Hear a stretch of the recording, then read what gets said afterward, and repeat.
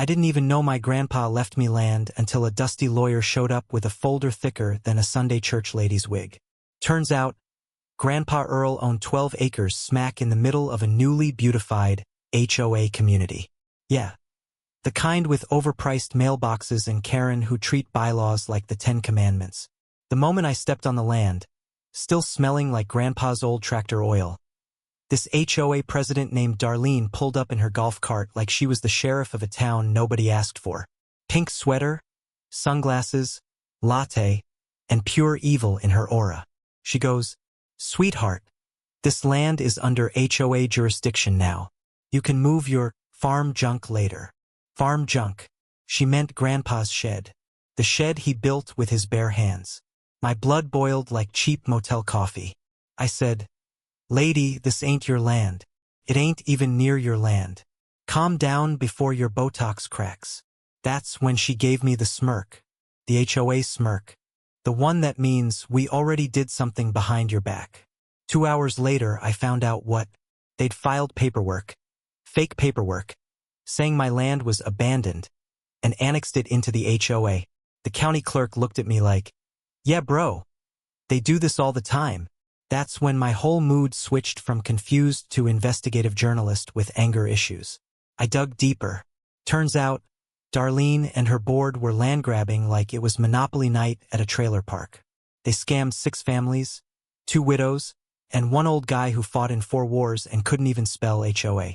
I wasn't about to be victim number 10. Comment which beautiful country you tuned in from. Don't forget to like and subscribe so we can take HOA down in America. So here's how this circus started. So I set up cameras. I posted signs. I even hired my cousin Ray, who once studied law, on TikTok. Then came the drop-off point where viewers usually click away. But nah, stay with me because this is where the HOA messed up so bad they basically handed me victory on a silver platter. At 3 a.m., the HOA broke onto the land with a bulldozer. A damn bulldozer. The headlights lit up Grandpa's field like a prison escape scene. Darlene was standing on the bulldozer like she was George Washington crossing the Delaware. If George Washington wore yoga pants and had weaponized entitlement. She yelled, "This property is being cleaned up per HOA order." I stepped out with my phone recording. Ray turned on the floodlights, and the cameras I installed popped on one by one like fireflies. The HOA froze. I said, "Congratulations, y'all just committed trespass, vandalism, fraud, and a bonus charge of being stupid on camera." Darlene tried to flip it. "You can't film us. This is HOA territory." "No, ma'am," I said. "This is Earl's territory, and I'm his grandson. And you're on private land with heavy machinery at 3 a.m. I'm pretty sure even Google Maps says you're screwed." Now here's the twist.